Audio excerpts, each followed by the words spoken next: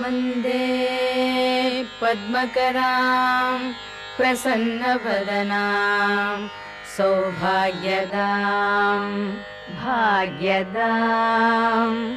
हस्ताभ्याम् अभयप्रदां मणिगणैर्नानाविधैर्भूषितां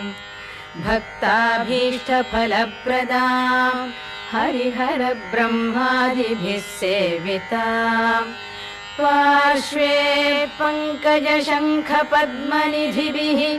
युक्तां सदा शक्तिभिः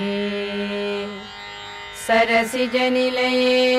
सरोजहस्ते धवळतमांशुकगन्धमाल्यशोभे